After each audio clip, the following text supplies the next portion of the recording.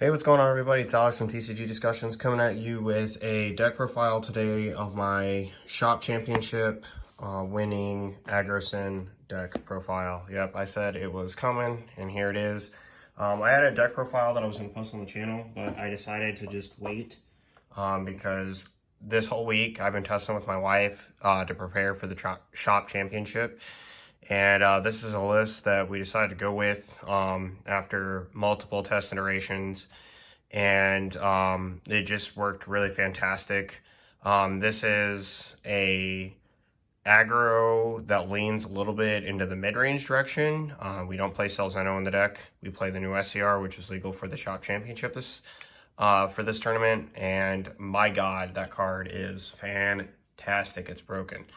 So without further ado, I'm going to get into it. We all know about the Shenron leader. This leader's been around for a long time. One thing that I will say that people should do on their awakened turn, they should get a swing with the top 5 in this variant, and then draw 2 and untap 1. The Selzeno one, if you don't have Cell yet, you may want to untap, draw 2, and then swing with this to draw it, hard draw it. But there's nothing in this variant that you should be really wanting to hard draw. You should just basically want to get that search, which is the only thing that I would say is noteworthy of how you play this variant. So to start off with the balls, we play 2 1-star balls, and we play 4 negative energy 5 stars. The reason we went with this ratio is actually pretty simple. It's for consistency reasons. So because it doesn't cost any energy to crack this and go get the 2-drop, you want to play it. So it's a little bit better than this. This card is also searchable off of our Shenron that we play. So if you really need to play a little bit more defensive, you can go get this card and use this card to go get this. And then of course your Oceanus can hit any of these. So you're essentially playing a lot of copies of this and a lot of copies of this. So you're not that worried about it. Never use this for its counterplay effect. I did use this in my round 2 against Aggro Syn, which was the mirror. That's what I played round 2. And it worked out fantastic, but he literally just had one of the most aggressive turns I've ever seen in my entire life from a deck. And then I clapped him. I had the clap back in game 2. So that's what we play for the ball lineup. And then moving on to our Raid Shenron, we play 3 of it. I think 3's fine. It's a card I might boost to 4, just so that when I'm trying to push more aggressive and swing for crit, I have one. This will also decrease the likelihood that I'm drawing, milling my targets out of the deck, which we do a lot. We have a lot of bursts, and we want the burst to set up the drop area. So we have 3 Oceanus, Shenron, Swift Spirals. This card, in my opinion, is kind of like a staple at 4. It is your best defensive piece because it makes your barrier blocker really, really powerful, really strong. I can't stress that enough. It was just literally game winning when this card just changed my barrier blocker into active mode again to be able to do what I needed it to do. The revenge blocker guy honestly was not that great at times because almost every single opponent I was playing today besides the mirror was playing DMS. So in the main at 4 and it was pretty rather annoying. But as it pertains to this card, defensively, this thing is just MVP. You want to see lots of it when you are going to have your defensive plays and you have to play through a lot of attacks because we don't run negates in the deck. So this card just really helps out a lot. Next, 3 Hey Shenron. This card's kind of weak. Honestly, like, you'll never hard cast this.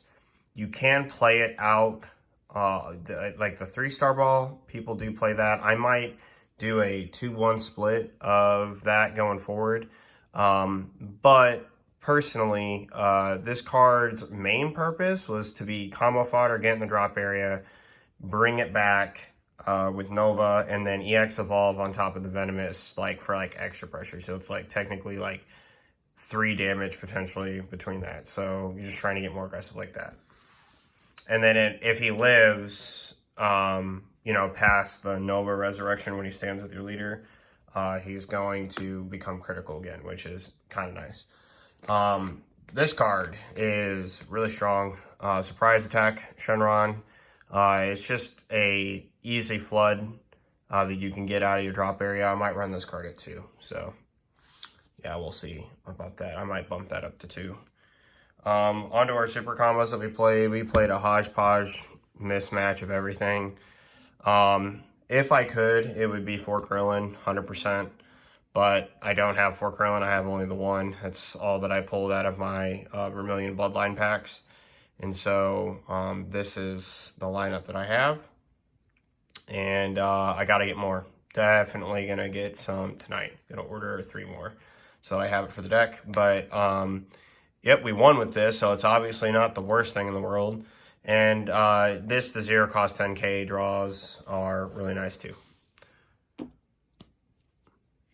On to our 4 drops. We play 4 Haste Shenron, Venomous Mist. This is your key defensive piece. This card is the menace of Vegeks because basically all their Overwhelm cards just die to this card.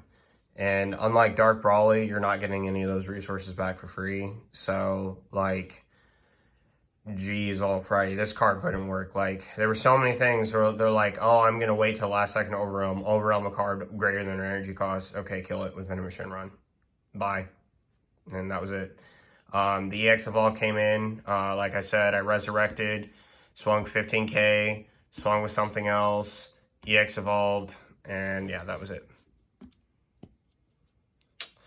Yeah, he couldn't withstand all the pressure that you could put on with that. For Oceanus, Oceanus is really, really strong in this deck. She basically helps you tutor out anything else you need. I really love this card, and then basically supplying allies absorbed with as a barrier blocker is really incredible. One thing I want to talk about that was MVP about removing DMS. This card's text that says when this card attacks, you can rest one of your opponent's battle cards, and if it's 2 or less, KO it. Allies Absorb was literally just annihilating DMSs left and right for that. It was really, really powerful. For Nova Shenron, this guy is just your bread and butter sustain for aggro. He's going to bring cards back that are really good. So, really, really like him. 4 is what I recommend playing him at. 3 would be, in my opinion, just a little too low. Then next we play 3 of the 4-drop Shenrons. I'm thinking about leaving the 4-drops in and never playing any of the 9s. I played the 9s only in 1 game, and I did lose that game. However, the 4-drop is really good, and like it really came up in the mirror of game 2.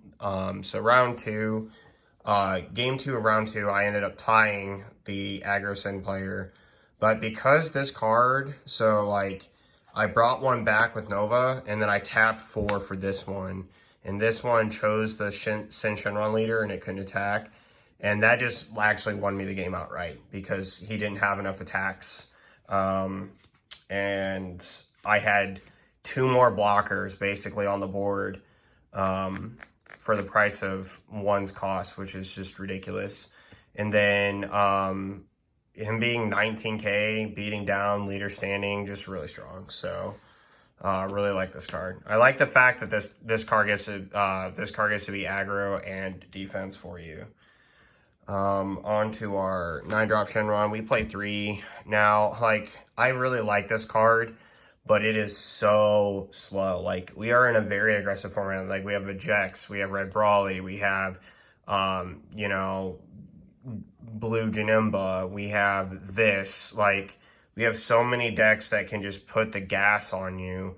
This card just might be a little slow, but its effects are very menacing. Like, again, we play 4 of the Swiss Spirals, right? And so, you know, eventually you're going to get to a point where if you do stick one of these, and they don't have any easy removal, then this card's just outright winning you the game. Like, in the mirror, for example, it's just outright winning you the game because you're not going to really be able to handle that. Like, I was playing really well. He literally just drew everything. He had his secret rare, he had Bardock, he had Belmod, he had the 8-drop promo, he had everything. He had Allies of Zord, he literally had everything. I like defended off literally 8 different attacks before he played the Bardock. I don't know what more to do. And then his secret rare came in and tapped all my stuff, which was just annoying, so yeah. Super, super not fun. But anyway, that's the way it goes. Yeah. And then on to our some of our 8-drops. We play 4 of the Ally Absorbed. It should be like this, sorry. But basically, this is the backbone of the deck. This card is the MVP, 100%. It is the best card in the deck. Like, literally not close. So don't think about running this at less than 4. It just does everything. It is offense, it is defense, it is whatever you don't have. Like, it draws you cards, it self-awakens. Like, it just, there's just nothing more to say. It's just insane. If you could have more than one of this on the board, it would be absolutely snapped in half. But fortunately for everyone else, we can't. So this is what we play. And then we play 2 promos. Again, these need to be flipped. But yeah, this card is such a huge finisher. Coming in for 1 energy, drawing a card, swinging for triple strike. Yikes, man. And one thing that I will say is that this deck can defend itself well against aggression and stuff for literally no energy. Like, it's just really good. And then this card just being a remove 7 play, and then like triple striker, 30k triple striker is just really big. So yeah. And then last but not least, the SR choice we played is Shenron, Corrupted by the Darkness. This card is absolutely broken in this deck. In fact, I'm going to just make an argument that this is as good as, if not better than, Selzeno. And it won me my final game. It won me several other games in the tournament. Like, I saw this nearly every single game. I played it every single time it was in my hand.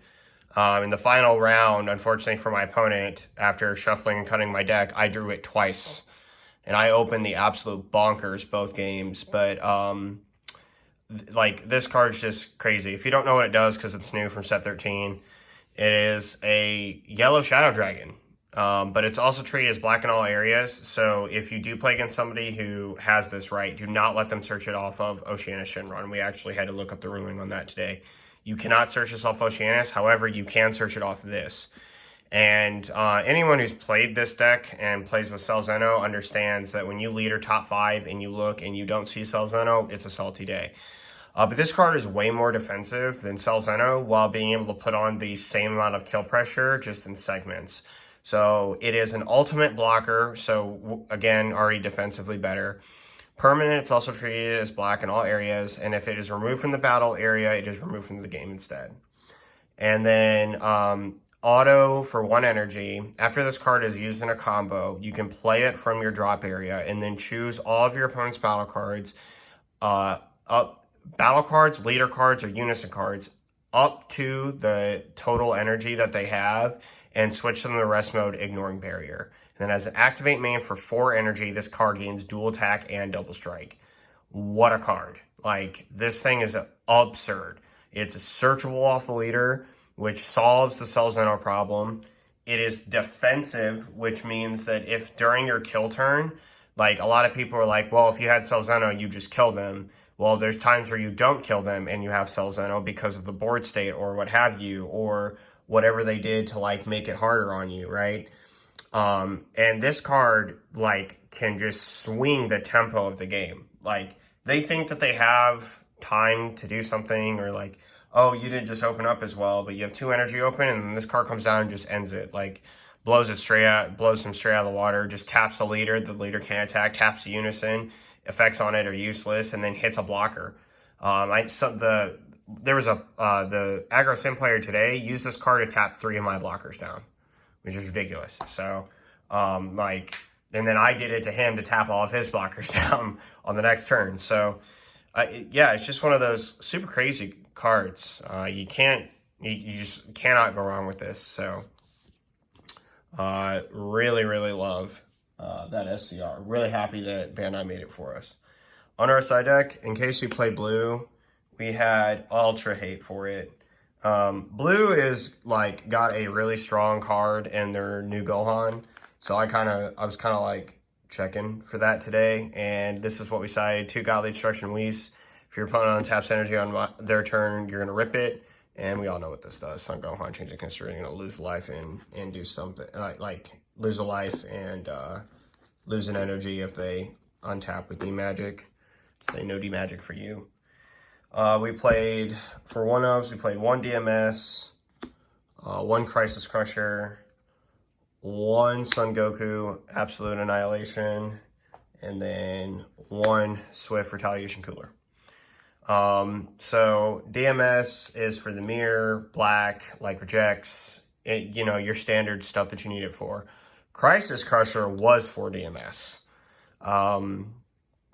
Yeah, like, plain and simple. I literally cited this card so that I did not have to see a Dark Power Mouse saying, if they played it turn 1 and I drew the card, then I played this turn 1 and blew them out of the water. It's also really good against Gogeta Xeno if you end up playing against that too. It actually just kills all the 1-drops, and then they're kind of salty. And then Absolute Annihilator in case you play against Mecha, and this in case you're playing against a deck that can just like negate you like 50 times and you need to kill them like Blue Baby or something like that. And I don't main this just because I just don't think that it's like a main worthy card. There's just not a whole lot of times where I'm like thinking to myself, man, if I had Swift Retaliation Cooler and 3 energy open, I'd be just golden. Like, there's still lots of plays you can do. 3 of the MVP. Vegeta, Unison of Fury. This card single-handedly saved my tournament. So, in the mirror match, this card is the best card in the game. Like, if you're playing against Aggro Syn and you drop this card down, like, they literally cannot play. I played this on turn 3 because I could defend myself on turn 2. Like, I just set up a little bit. And then I played this on turn 3, and literally he did not attack with anything threatening or anything that I cared about for the rest of the game. And I just used all my cards to generate, like, I used my Novas to generate blockers, like 4-drop blockers and stuff. And then I just kept tapping Vegeta Unison of Fury, didn't attack it, and I could rest stuff if I needed to, and just, win the game eventually. So Vegeta Unison of Fury was really, really clutch. 2 playing Vegeta, the idea here was to search out the Crisis Crusher, the DMS, and the Absolute Annihilation. But at the end of the day, like, I should have put a little bit more forethought that this was not the right card to play. This is terrible in the deck, actually. Why is it bad? Because, 1, if you're playing against aggro, you will not have time to play this card and do something meaningful. 2, it is counterproductive to the purpose of the deck because most decks only need to do what your DMS is going to stop them to do, unless it's like Vegeks, 2 or 3 turns. I'm sorry, after one turn, it's basically not as impactful as it needs to be because it's just going to be too much. So like if, for example, they're on the play and you draw Plant Vegeta and they like mill and then you play Plant Vegeta, you search DMS, pass your turn after you swing and do maybe an Oceanus effect. Like that is way too slow against Vegeks. Like they're going to slap it like their own DMS and another DMS down, and then they're going to be like swinging at you for way too much, like way too much. So this card is just too slow. If it was Mecha Frieza, it would be a completely different story. But it's not Mecha Frieza, and it is a different story, so this card's too slow. Do not play this on your side. I would actually just rather bump Crisis Crusher and DMS to 2. And then lastly, we play 2 Flying Nimbus. In case I felt that it was the case that I needed a negate, if I played against Invoker, for example, I actually need an extra card negate because of the fact that Victory Strike is Victory Strike. But you actually just kill Invoker long before they get to Victory Strike anyway. So, yeah. Well, everybody, that wraps it up for my Shop Championship Syn Shenron deck profile, guys. Thank you so much for watching. This is what I won, if you don't know. Championship winner, Wolfang Fist. Meki Kabura with Broken Seal, which looks amazing. And my 4th, oddly, Baby Golden Avenger. So, yeah, let me know what you guys think about this deck profile down in the comment sections below. Let me know any adjustments that you guys would make. Try the list out yourself. This deck is incredible. Like, it's truly incredible. It's a juggernaut of a deck for sure. I felt very confident and very confident going into this tournament that I could win with this deck. So, yep, again, leave the comment section down below. And I will see you guys later. This is Alex from TCG Discussions signing off.